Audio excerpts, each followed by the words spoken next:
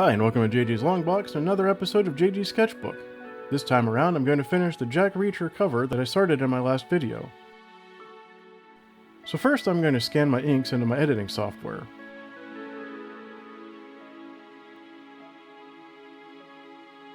I really crushed the contrast and made a new layer for the inks, and then on a separate layer, I bucket fill with color. This is going to be my flats layer, where I'll isolate all the colors. So my next step is to use the lasso tool and create an outline around the figure.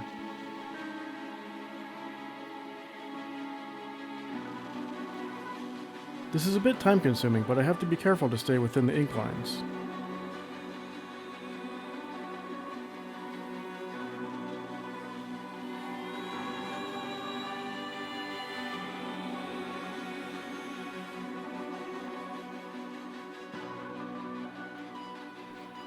And with that area selected, I go up to my palettes and select the color palette that I already created for this image.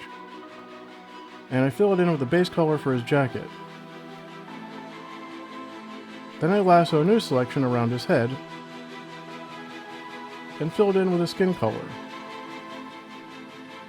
Moving in closer, I repeat the process, outlining his hair,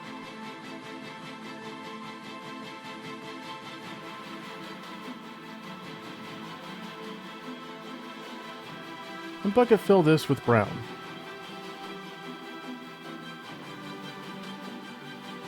Then I selected the areas for his shirt and filled it in with dark green.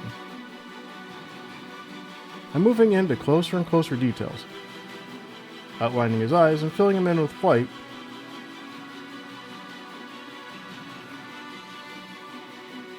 and then moving into the irises and filling them in with blue.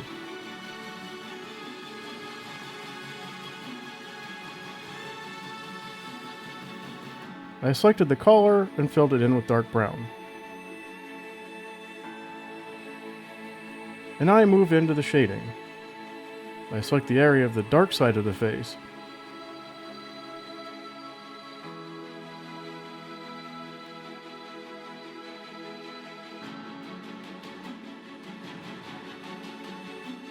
This is where the shadows will go, and it takes a little trial and error to try to decide where the shadows will fall.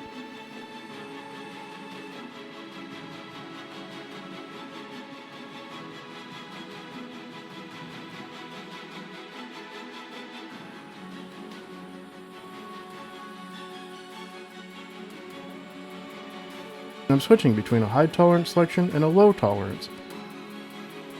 This will affect the edges of my lines and determine if my color fill will be sharp or fuzzy. Obviously, along some areas I want sharp lines for deep shadows, but other areas like the surfaces facing the light, I want a softer fall off that isn't so harsh. I fill this selection with a shadow color, and then create a new selection inside of that will be the darkest part of the shadow.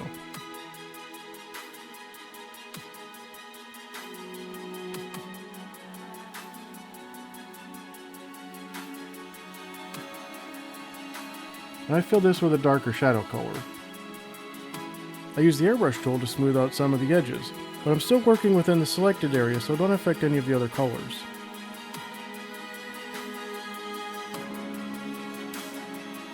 I make new selections, picking out all the areas that will catch the most light. This time it's not one big area, but I'm looking for just the highest edges of his face.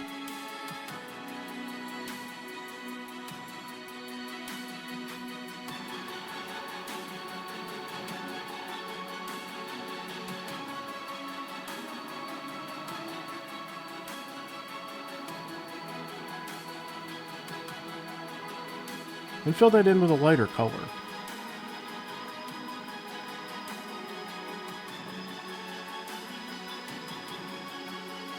And just like the shadows and the darkest areas, I make a selection for the brightest areas and fill them in with a lighter color.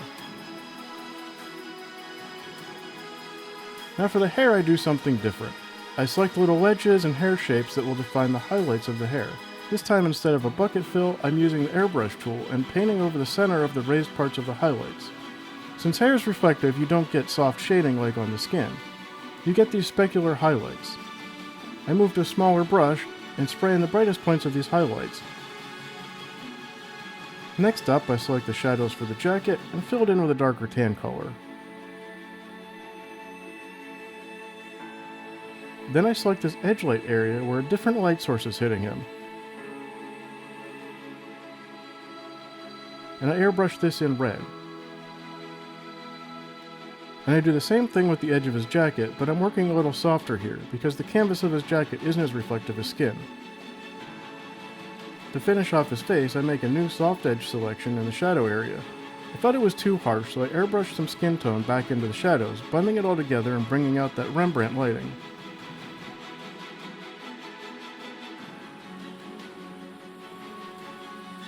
I brush in a quick highlight on the collar, and then I move on to the eyes. The sclera isn't actually pure white, so I brush over it with some light gray, and then I select the blue and brush in the lighter and darker parts of the iris.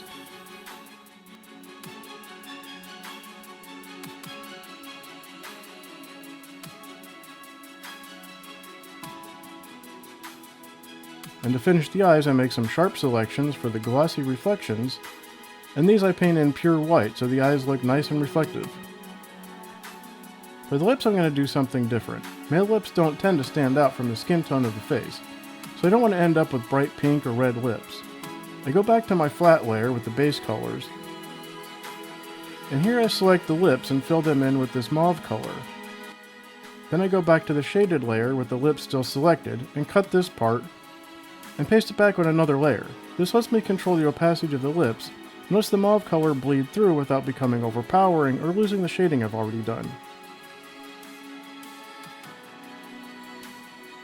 With the character finished, I select the background color and shift through various hues until I find one I like. Instinct tells me blue or teal would contrast with Reacher's earth tones, but I landed on this mustard color that keeps with my analogous color palette. And then I put a gradient on it, first looking for the best angle, and shifting through colors until Instinct brings me back to this dark blue.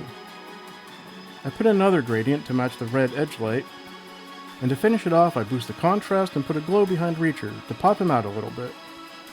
Then I go back to a comic book cover that I mocked up with the photo of Alan Richardson I used as a reference.